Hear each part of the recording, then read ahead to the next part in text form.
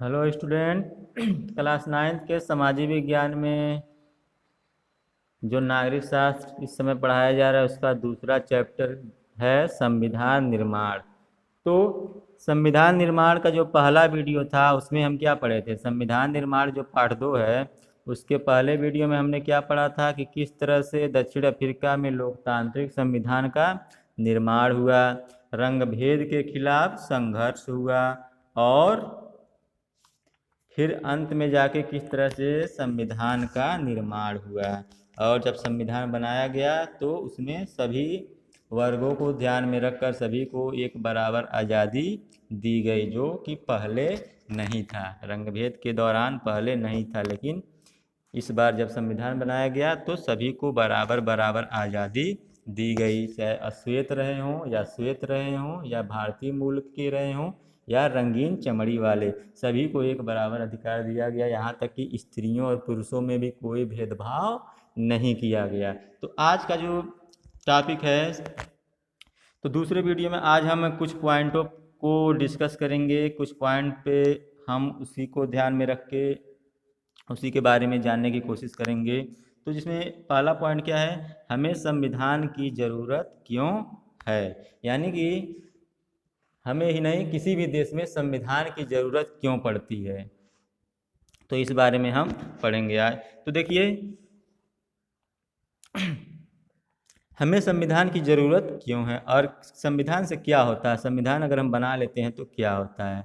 तो इस बात को हम दक्षिण अफ्रीका के उदाहरण से समझ सकते हैं। दक्षिण अफ्रीका में क्या हुआ था, संविधान से पहले जब दक्षिण अफ्रीका में संविधान नहीं बना था और शासन किसका था, गोरों का, तो उस टाइम पे क्या हो रहा था, दमन की नीति हो रही थी। जो गोरों ने कौन सी नीति अपनाई थी, दमन की नीति, यानी कि वो कालों का काफ़ी विरोध करते थे। कालों को क्या होता था, कालों का हम ये कह सकते हैं कि काफ़ी शोषण किया जाता था। मुख्य रूप से अश्वेतों का काफ़ी शोषण होता था। उन्हें समाज में उनके यानी कि गांव में उन्हें आने की आज़ादी नहीं थी, और जाना भी होता था काम के लिए तो परमिशन लेना पड़ता था। इसके अलावा उनको चर्च में नहीं जाने दिया जाता था। यहाँ तक कि उनके लिए अलग स्कूल, कॉलेज, अस्पताल, बस, रेलगाड़ी, ये सब व्यवस्थाएं अलग थी। वो गोरों के करीब भी नहीं आ सकते थे। इसके अलावा इन दोनों को एक ही दूसरे पर भरोसा कर पाना क्या था, आसान नहीं था। उन लोगों को ये सब जो उन लोगों के साथ किया जा रहा था ये बहुत ही मुश्किल था। जो बहुसंख्यक अश्वेत थे जिनकी संख्या 3/4 थी, इस बात पर चौकस थे कि लोकतंत्र में बहुमत के शासन वाले मूल सिद्धांत से कोई समझौता न हो और उन्हें सारे सामाजिक और आर्थिक अधिकार चाहिए थे। देखिए, उनके साथ काफ़ी उनका शोषण होता था और उनको यहाँ तक कि राजनीतिक अधिकार से भी वंचित किया गया था। सामाजिक अधिकार से तो वंचित किया ही गया था, वो कहीं आ जा नहीं सकते थे। किसी भी मुख्य जो सार्वजनिक स्थान है वहाँ पे आ जा नहीं सकते थे। इसके साथ साथ सामाजिक अधिकार के साथ साथ उन्हें राजनीतिक अधिकार भी नहीं था, यानी कि वो मत देने का भी अधिकार उन्हें नहीं दिया गया था। तो अल्पसंख्यक जो थे गोरों को अपनी संपत्ति, अपने विशेषाधिकारों की चिंता थी। जो अल्पसंख्यक लोग थे उन्हें अपने विशेषाधिकारों की चिंता थी, वो अपने बारे में ही सोचते थे, वे अन्य जातियों के बारे में नहीं सोचते थे। चाहे वो काले हो, अश्वेत हो गए हो या भारतीय मूल के हो गए हो या रंगीन चमड़ी वाले, उन्हें सिर्फ अपने से मतलब था। किन्हें, गोरों को। तो लंबे समय तक चली बातचीत के बाद दोनों पक्ष समझौते का रास्ता अपनाने को तैयार हो गए, यानी कि गोरे लोग जो थे बहुमत के शासन का सिद्धांत और एक व्यक्ति वो एक वोट को मान गए थे। गोरे लोगों का क्या मानना था कि एक व्यक्ति और एक वोट होना चाहिए और जो शासन होना चाहिए वो कैसे होना चाहिए, बहुमत के आधार पे, यानी कि जिनको ज़्यादा मत मिले वही शासन करें। इसके अलावा वे गरीब लोगों और मजदूरों के कुछ बुनियादी अधिकारों पर भी सहमत हो गए थे। कौन? बाद में जाके गोरे लोग, जब अश्वेतों ने मिलके, अश्वेतों के साथ साथ अफ्रीकी नेशनल कांग्रेस में जब अश्वेत, रंगीन चमड़ी वाले, भारतीय मूल के सभी लोग मिलके जब आंदोलन करने लगे तो अंत में गोरों ने कुछ बातें मानी, जिनमें क्या क्या बातें मानी, एक व्यक्ति एक वोट की बात को मान गए, बहुमत के शासन को माने और कुछ मजदूरों को जो बुनियादी अधिकार मिलने चाहिए उस बात को भी वे राजी हो गए थे। तो अश्वेत लोग भी इस बात पर सहमत हुए कि सिर्फ बहुमत के आधार पर सारे फैसले नहीं होंगे। इसके अलावा क्या होगा, वे इस बात पर सहमत हुए कि बहुमत के जरिए अश्वेत लोग अल्पसंख्यक गोरों की जमीन जायदाद पर कब्जा नहीं करेंगे, क्योंकि अश्वेतों की संख्या ज़्यादा है और गोरों की संख्या कम है। तो इस हिसाब से बहुमत किसका है? अश्वेतों का बहुमत है। तो बहुमत होने पे अश्वेत क्या कर नहीं सकते? जमीन जायदाद पर, गोरों के जमीन जायदाद पर कब्जा नहीं करेंगे। और यह समझौता आसान नहीं था। ये जो समझौता हुआ आसान नहीं था। इस समझौते को लागू करना और भी कठिन था। क्यों? क्योंकि बहुत सारे काले लोग क्या थे, काफ़ी समय से, कई वर्षों से, सैकड़ों वर्षों से वे गोरों के दमन का शिकार हुए थे। तो उनका जो असंतोष था वो गोरों के प्रति पहले से ही असंतोष बढ़ता गया था। इसलिए उनमें से कुछ काले भी क्या चाहते थे? गोरों का दमन चाहते थे। तो इसलिए वो नियम जो बनाया गया वो आसानी से लागू करना इतना आसान नहीं था। देखिए, वे एक दूसरे पर भरोसा करें, और अगर एक दूसरे पर भरोसा कर भी लें तो क्या गारंटी है कि भविष्य में इसे तोड़ा नहीं जाएगा। मतलब कि ये सोचने लगे कि अगर वे एक दूसरे पर भरोसा करते हैं कि काले गोरे पे भरोसा करते हैं, तो फिर क्या गारंटी है कि पुनः गोरे लोग दोबारा वही गलती नहीं करेंगे जो उन्होंने पहले दोहरा दी थी। तो ऐसी स्थिति में भरोसा बनाने और बरकरार रखने के एक ही तरीका था। क्या? वो ये था कि जो बातें तय हुई हैं उन्हें लिखत पढ़त में ले लिया, यानी कि उसको क्या किया? लिखित उसका एक ब्यौरा होना चाहिए, एक लिखित रूप में ब्यौरा हो जिसे लोग मानने के लिए बाध्य हो। यानी कि लिखित रूप से रहेगा तो उसको दिखाकर पुनः उनको दिखाया जा सकता है कि ये आपने साइन किया था, जो जो ये निर्णय लिया गया था। अगर लिखित नहीं रहेगा, मौखिक रहेगा, तो वे अपने बात से पलट भी सकते हैं। इसलिए एक लिखित एक ऐसे संविधान की जरूरत थी जो लिखित हो और सबको मान्य हो।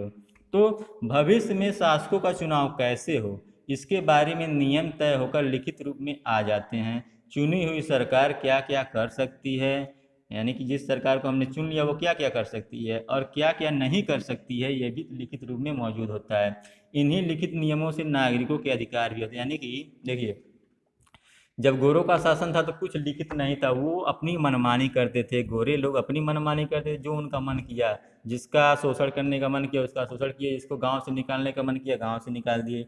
राजनीतिक अधिकार नहीं देना है, नहीं दिए। लेकिन अगर सभी नियम बना दिए जाएंगे सभी के लिए, यानी कि एक ऐसा संविधान हो जिसमें सब कुछ लिखा गया हो कि गोरे कोई भी शासक बनेगा वो क्या क्या कर सकता है, क्या क्या नहीं कर सकता है, नागरिकों को क्या क्या अधिकार दिए जाएंगे और क्या क्या अधिकार नहीं दिए जाएंगे, उनके कर्तव्य क्या होंगे, ये सभी अगर एक पुस्तक में या एक विवरण में लिख दिया जाए और तब कोई भी सरकार बनेगी, चाहे गोरे की सरकार बने या काले की सरकार बने, वे नियम के लिए, वो नियम के अंतर्गत रहकर ही काम करेंगे। यानी कि अगर नागरिकों को अधिकार दे दिया गया तो न तो गोरे लोग उसको हटा सकते हैं न तो काले लोग। तो इस प्रकार से एक संविधान की आवश्यकता पड़ी कि सब कुछ क्या हो? लिखित हो। इसीलिए इसी को क्या कहते हैं? इन्हीं नियमों को लिखित रूप को संविधान कहते हैं। यानी कि जो नियम समाज को चलाने के लिए, देश को चलाने के लिए जो नियम बनाए गए लिखित रूप में, वही क्या कहलाया? संविधान कहलाया। तो इसी प्रकार के संविधान की जरूरत थी किसे? अफ्रीका को, या बाद में चल के भारत को।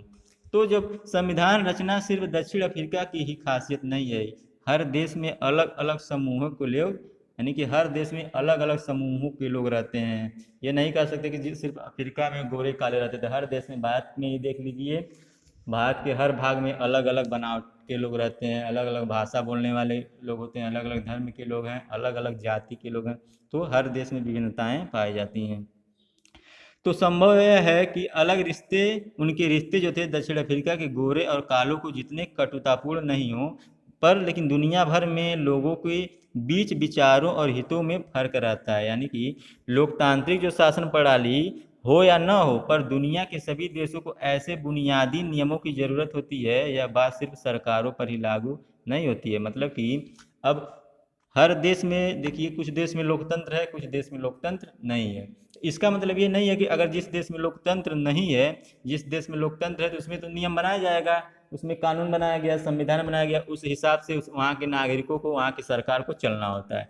लेकिन जिन देशों में लोकतंत्र नहीं है, इसका मतलब ये नहीं कि वहाँ पे नियम न हो, वहाँ पे भी नियम होने चाहिए। वहाँ की जो सरकार है, जो शासन है, उनको भी उस नियम के हिसाब से ही चलने चाहिए। और सिर्फ सरकारों को ही नहीं बल्कि जो भी संगठन वहाँ पे होते हैं, संगठन होते हैं, क्लब होते हैं, सरकारी संगठन होते हैं, राजनीतिक दल होते हैं, सभी को एक संविधान की ज़रूरत पड़ती है। संविधान का मतलब क्या होता है? एक कानून, एक लिखित कानून, वही संविधान है। तो इस प्रकार से हम कह सकते हैं कि हर देश को चाहे वो लोकतंत्र हो या प्रजातंत्र हो, उन्हें संविधान की ज़रूरत है। यहाँ तक कि उस देश के जो छोटे हिस्से हैं, जो राजनीतिक संगठन हैं या क्लब हैं या राजनीतिक दल, हर सभी को एक जो संगठन है या दल है, उन्हें एक नियम की ज़रूरत होती है।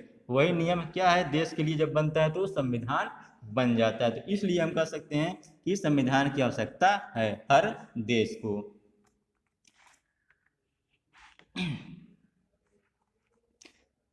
देखिए, संविधान जो है, संविधान ऐसी लिखित नियमों की किताब है जिसे किसी देश में रहने वाले सभी लोग सामूहिक रूप से मानते हैं। संविधान की परिभाषा अगर हमें देना तो हम संविधान की परिभाषा कैसे दे सकते हैं कि संविधान लिखित नियमों की एक ऐसी किताब, यानी कि संविधान एक नियम को क्या लिखा गया है। तो ऐसी किताब है संविधान, लिखित नियमों की एक ऐसी किताब है जिसे किसी देश में रहने वाले सभी लोग, यानी कि जिस देश में लोग रहते हुए सभी लोग सामूहिक रूप से मानते हैं, उस देश के सभी लोग उस नियम को मानेंगे।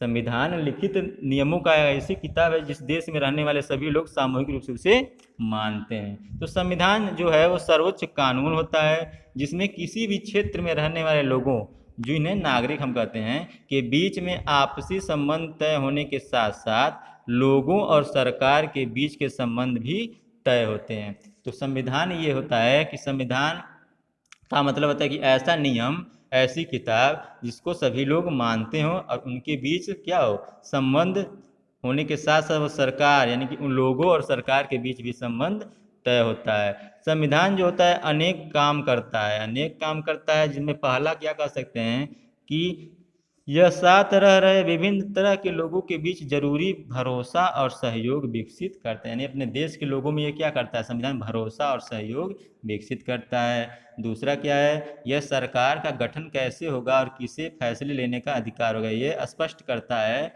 कि सरकार का गठन कैसे होगा और कौन फैसले लेने का अधिकारी है। यह सब संविधान में लिखा गया है। नेक्स्ट है कि यह सरकार के अधिकारों की सीमा तय करता है कि सरकार के क्या क्या अधिकार हैं, और ये हमें ये भी बताता है कि हमें कौन से अधिकार दिए गए हैं, यानी कि नागरिकों को कौन से अधिकार दिए गए हैं। चौथा ये है कि यह अच्छे समाज के गठन के लिए लोगों की आकांक्षाओं को व्यक्त करता है, तो कि अच्छे समाज का गठन हो। देखिए, तो संविधान का मतलब क्या होगा कि एक ऐसी लिखित किताब, नियमों की एक ऐसी लिखित किताब जिसे किसी भी देश के रहने वाले सभी लोग सामूहिक रूप से उसे मानते हों। और इसका अनेक काम होता है। क्या क्या काम होता है कि लोगों में यह भरोसा विकसित करता है, सहयोग और भरोसा विकसित करता है। यह सरकार का गठन कैसे हो उसका फैसला लेने के अधिकार को स्पष्ट करता है, यही स्पष्ट करता है कि सरकार का गठन कैसे हो। फिर यह सरकार के अधिकारों की सीमा तय करता है और नागरिकों के अधिकारों के बारे में हमें बताता है। तो ये है संविधान। देखिए, जिन देशों में संविधान है वे सभी लोकतांत्रिक शासन वाले हों यह जरूरी नहीं है। यानी कि जिन देशों में संविधान बना दिया गया है, ऐसा नहीं है कि वो देश सभी देश लोकतंत्र हैं। कुछ देश लोकतंत्र हैं, कुछ देश लोकतंत्र नहीं है। लेकिन जिन देशों में लोकतांत्रिक शासन है वहाँ संविधान का होना जरूरी है। देखिए, जिन देशों में लोकतंत्र नहीं है वहाँ भी संविधान हो सकता है, लेकिन जिन देशों में लोकतंत्र है वहाँ संविधान का होना जरूरी है। देखिए, ब्रिटेन में क्या हुआ? ब्रिटेन के खिलाफ आज़ादी की लड़ाई के बाद, जब ब्रिटेन के खिलाफ अमेरिका आज़ादी की लड़ाई लड़ रहा था, तो अमेरिकी लोगों ने अपने लिए संविधान का निर्माण किया। और फ्रांसीसी क्रांति के बाद भी फ्रांसीसी लोगों ने एक लोकतांत्रिक संविधान को मान्यता दी। तो उन लोगों ने देश को सुचारू ढंग से चलाने के लिए अपने अपने देश के लिए संविधान बनाया। तो इसके बाद से यह चलन हो गया कि हर लोकतांत्रिक शासन व्यवस्था में एक लिखित संविधान हो गया। यानी कि जो देश लोकतंत्र है, जिन देशों में लोकतंत्र है, प्रजातंत्र है, वहाँ पे संविधान होना जरूरी है, क्योंकि शासन को चलाने के लिए एक संविधान, एक नियम की ज़रूरत होती है जो उन देशों में बनाए जाते हैं। अब ये था संविधान की आवश्यकता। अब अगला पॉइंट क्या है? भारतीय संविधान का निर्माण। इसी तरह से जैसे अफ्रीका में संविधान का निर्माण हुआ, ठीक उसी प्रकार से भारतीय संविधान का निर्माण हुआ। सभी को मालूम होगा कि भारतीय संविधान क्यों बनाया गया? जब देश आज़ाद हुआ तो देश के शासन को सुचारू रूप से चलाने के लिए संविधान को बनाया गया। और संविधान को लागू कब किया गया? 26 जनवरी। भारतीय संविधान को कब लागू किया गया था? 26 जनवरी 1950 को। 26 जनवरी 1950 को भारतीय संविधान को लागू किया गया था। तो दूसरा पॉइंट जो है भारतीय संविधान का निर्माण। देखिए, दक्षिण अफ्रीका की तरह भारत का संविधान भी बहुत कठिन परिस्थितियों में बना। भारत जैसे विशाल, और भारत कैसा देश है? एक विशाल देश है और विविधता से भरा देश है। और तो यहाँ पे संविधान बनाना आसान नहीं था। इसका कारण क्या है? यहाँ पे संविधान बनाना आसान नहीं था क्योंकि यहाँ पे विभिन्न जातियों के लोग रहते हैं, विभिन्न जातियों धर्मों के लोग रहते हैं, विभिन्न स्थानों के लोग, मतलब कि यहाँ पे विभिन्न, ये हम कह सकते हैं कि यहाँ पे बहुत सारी विभिन्नताएं पाई जाती हैं। तो क्योंकि एक भारत पहले से ही एक तो गुलाम बना था, इंग्लैंड का किसी तरह से आज़ाद हुआ, और देश ने धर्म के आधार पर बंटवारे को भी झेला। यानी कि जैसे भारत आज़ाद हुआ, एक और समस्या भारत के सामने आ गई कि भारत को अलग होना पड़ा और भारत और पाकिस्तान दो देश बन गए। तो इससे बंटवारे से काफ़ी बर्बादी हुई थी और काफ़ी बहुत दुखद अनुभव भारत को झेलना पड़ा था। तो विभाजन से जुड़ी हिंसा में सीमा के दोनों तरफ कम से कम 10 लाख लोग मारे गए। जब विभाजन हुआ भारत पाकिस्तान के बीच, तो उस विभाजन से पहले क्या हुआ था? दंगे हुए थे, क्योंकि पाकिस्तान जो मुस्लिम लोग अलग देश पाकिस्तान की मांग कर रहे थे, इसको लेकर दंगे हुए जिसमें कम से कम 10 लाख लोग मारे गए थे दोनों के तरफ से। तो ये एक बड़ी समस्या थी। तो और इसके अलावा अंग्रेजों ने देसी रियासतों के शासकों को यह आज़ादी दी थी। देखिए, भारत तो आज़ाद हो गया, बाद में पाकिस्तान भारत से अलग हो गया। अब अंग्रेजों ने क्या किया था? अंग्रेजों ने जो अन्य रियासतें थी, उन रियासतों को आज़ादी दे दी थी कि आप अपनी इच्छा से किसी भी देश में मिल सकते हैं। आप चाहें तो पाकिस्तान में मिल सकते हैं, आप चाहें तो भारत में मिल सकते हैं, और अगर आप चाहें तो किसी भी देश में नहीं मिल सकते, आप अकेले स्वतंत्र रह सकते हैं। तो ये आज़ादी उन देशी रियासतों को दे दी गई थी। तो इन रियासतों का विलय मुश्किल और अनिश्चित भरा काम था। तो जो ये रियासतें थी, और उनको ये समझ में नहीं आता कि वो किस में मिलें, वो भारत में जाएं या पाकिस्तान में जाएं। तो जब संविधान लिखा जा रहा था, तब देश का भविष्य इतना सुरक्षित और चैन भरा हम नहीं कर सकते, क्योंकि भारत को मालूम नहीं था कि भारत, एक तो भारत है, अब भारत में जो अन्य देशी रियासतें हैं, कौन भारत में मिलेंगी कौन नहीं मिलेंगी। तो भारत का एक जो निश्चित भौगोलिक क्षेत्र है, वो निश्चित नहीं था कि वो घटेगा या घटेगा तो नहीं, लेकिन बढ़ेगा तो कितना बढ़ेगा, कौन कौन से राज्य, कौन कौन से देशी रियासत भारत में मिलेंगे। तो संविधान निर्माताओं को देश के वर्तमान और भविष्य की चिंता थी कि वर्तमान में तो जो चल रहा था वो चल ही रहा था, भविष्य में क्या होगा इसको लेकर उन्हें क्या थी? चिंता थी कि संविधान बनेगा भी तो कैसे बनाया जाए, क्योंकि अभी भारत का कोई निश्चित सीमा नहीं है। तो ये समस्या भारत के सामने, भारत के संविधान निर्माताओं के सामने थी। तो अब इसमें का अगला पॉइंट क्या है? संविधान निर्माण का रास्ता। तो जो समस्या थी, वो समस्या धीरे धीरे कैसे समाप्त हुई और संविधान निर्माण का रास्ता कैसे खुला, उस बारे में आज अब हम डिस्कस करेंगे। तो देखिए, सारी मुश्किलों के बावजूद क्या हुआ? भारतीय संविधान निर्माताओं को एक बड़ा लाभ था। वो लाभ क्या था? कि दक्षिण अफ्रीका में जिस तरह से संविधान निर्माण के दौर में ही सारी बातों पर सहमति बनानी पड़ी, वैसी स्थिति उस समय भारत में नहीं थी। देखिए, जब दक्षिण अफ्रीका में संविधान बनाया गया, तो उस बनाने के दौरान ये सारी बातों पर सहमति लेना पड़ा कि ये होगा भविष्य में चल के, ये होगा, सभी को एक बराबर मिल के उस बातों पे सहमत होना पड़ा, जबकि भारत में ऐसा नहीं था। भारत में क्या हुआ? भारत में आज़ादी की लड़ाई के दौरान ही लोकतंत्र समेत अधिकांश बुनियादी बातों पर राष्ट्रीय सहमति बनाने का काम हो चुका था। यानी कि भारत में जब लड़ाई हो रही थी आज़ादी के लिए, उसी समय ये सभी घटनाक्रम हो चुके थे। हमारा राष्ट्रीय आंदोलन सिर्फ एक विदेशी सत्ता के खिलाफ संघर्ष भर नहीं था। मतलब कि सिर्फ हमने आंदोलन किया हमारे देश के नेताओं ने, वह सिर्फ इंग्लैंड या अंग्रेजों के खिलाफ ही नहीं था। यह समाज में जो समस्याएं थी उसको भी लेकर था। समाज में क्या क्या समस्याएं थी, राजनीतिक स्थिति कितनी खराब थी, सामाजिक स्थिति में क्या क्या कमियां थी, वो सभी को लेकर आंदोलन चल रहा था। जो भी समस्याएं थी उसको भी उस आंदोलन के दौरान ही दूर करने का प्रयास किया जा रहा था। और ऐसे कुछ मतभेद जो थे अब तक भी बने हुए थे, पर कुछ बुनियादी विचारों पर लगभग सभी लोगों की सहमति कायम हो चुकी थी। यानी कि कुछ समस्याएं समाज में थी, लेकिन उसको छोड़ दिया जाए कुछ को, तो लगभग सभी बातों पे सभी धर्म जाति के लोग लगभग सहमत थे। देखिए 1928 में क्या हुआ। 1928 ईस्वी में मोतीलाल नेहरू और कांग्रेस के 8 अन्य नेताओं ने भारत का एक संविधान लिखा था। जो भारत का संविधान लिखा गया 1928 ईस्वी में मोतीलाल नेहरू और कांग्रेस के 8 नेताओं ने मिलकर भारत का एक संविधान लिखा।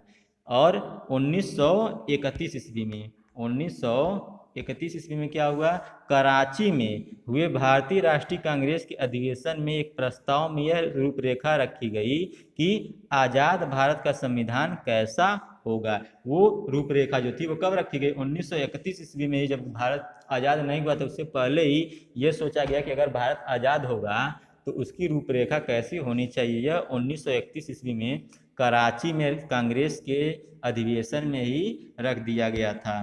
तो इन दोनों ही दस्तावेजों में स्वतंत्र भारत के संविधान में सार्वभौम वयस्क मताधिकार, स्वतंत्रता और समानता का अधिकार, अल्पसंख्यकों के अधिकार की रक्षा की बात कही गई थी। यानी कि देश की आज़ादी से पहले एक जो कुछ समस्याएं थी उस पर डिस्कस कर लिया गया था। वो कौन कौन सी समस्याएं थी, जैसे कि सार्वभौम वयस्क मताधिकार की समस्या, स्वतंत्रता और समानता का अधिकार और अल्पसंख्यकों के अधिकार, ये सभी बातें स्वतंत्रता से पहले ही भारतीय जो मुख्य नेता थे उनके बीच डिस्कस कर ली गई थी। यानी कि बातचीत इस बारे में हो चुकी थी। तो इस प्रकार संविधान की रचना करने के लिए बैठने से पहले ही कुछ बुनियादी जो बातें थी, यानी कि जो मुख्य बातें थी, वो उनके जहन में, यानी कि उनके दिमाग में पहले से ही थी कि क्या क्या समस्या बीच में रही है, उन समस्याओं को सबसे पहले समाप्त करना है। अब औपनिवेशिक शासन की राजनीतिक संस्थाओं और व्यवस्थाओं को जानने समझने से नई राजनीतिक संस्थाओं को स्वरूप तय करने में मदद मिली। यानी कि जो औपनिवेशिक शासन था, यानी विदेशियों का जो शासन था, उन शासन के दौरान देश में क्या क्या समस्याएं पनपी थी, उन समस्याओं के बारे में नेताओं को पहले से ही मालूम हो चुका था। तो जब संविधान बनाया गया तो उन समस्याओं का निपटारा करने की कोशिश सबसे पहले की गई थी। वोट का अधिकार बहुत कम लोगों को था। जो अंग्रेजी शासन था उस दौरान वोट का अधिकार, मत का अधिकार बहुत ही कम लोगों को था। इसके आधार पर अंग्रेजों ने जिस विधायिका का गठन किया था वो बहुत कमजोर था। विधायिका भी बहुत ही कमजोर थी जो नियम बनाती है। लेकिन 1937 ईस्वी में 1937 के बाद ब्रिटिश शासन वाले भारत में प्रादेशिक असेंबलियों के लिए चुनाव कराए गए थे, और इनमें बनी जो सरकारें थी पूरी तरह से लोकतांत्रिक भी नहीं थी। जो चुनाव कराए गए 1937 में, वो असेंबली का चुनाव, उसमें लोकतांत्रिक, वो पूर्ण रूप से वो जो सरकारें थी लोकतांत्रिक नहीं थी। पर विधानसभाओं में जो जाने का और काम का अनुभव बहुत ही लाभदायक हुआ है। विधानसभाओं में जो नेता गए थे उन्हें काफ़ी उससे लाभ पहुंचा था। अब क्या किया गया कि जो नए संविधान बनाए गए उनमें से बहुत सारी बातें 1935 के अधिनियम से भी ली गई। जो 1935 का भारत सरकार का कानून था उसमें से बहुत सारी बातें ली गई जो अच्छी अच्छी बातें थी। और आज़ादी के बाद भारत के स्वरूप को लेकर वर्षों पहले तक चले चिंतन और बहसों ने भी काफ़ी लाभ पहुंचा। यानी कि जब देश, देखिए, भारत आज़ाद हुआ उस दौरान बहुत सारे देशों में क्रांतियां भी हो चुकी थी। जैसे फ्रांस में क्रांति हुई थी। फ्रांस को आदर्श को लेकर ब्रिटेन के संसदीय लोकतंत्र के कामकाज और अमेरिका के अधिकारों, ये सभी बातें भारतीय नेताओं के सामने थी। और रूस में हुई समाजवादी क्रांति ने भी अनेक भारतीयों को प्रभावित किया था। यानी कि जब भारत में अब संविधान बनाया गया तो वो बहुत सारी बातें भारत के नेताओं के सामने पहले से ही आ चुकी थी। एक तो भारत की समस्याएं, भारत के अंदर की समस्याएं क्या क्या थी, वो जातियों के लिए या धर्म या अल्पसंख्यकों के लिए, और दूसरा बहुत सारे देशों में उस समय आंदोलन हो चुके थे, क्रांतियां हो चुकी थी, और उन देशों में संविधान भी बनाया जा चुका था। तो जिससे भारतीयों को लाभ हुआ अपना संविधान बनाने में। उन्होंने उसी आधार पे, यानी कि दक्षिण अफ्रीका हो गया या फ्रांस हो गया या अमेरिका, इन देशों में संविधान बन चुका था। तो इन नेताओं ने उन देशों में संविधान कैसे कैसे बनाया गया है, किस तरह से बनाया गया है, उसको उन्होंने काफ़ी अध्ययन उसका किया, फिर जाके अपने संविधान का निर्माण किया। तो ये था संविधान निर्माण का रास्ता। इस तरह से संविधान निर्माण का रास्ता साफ हुआ। तो बच्चों, आज वीडियो में इतना ही।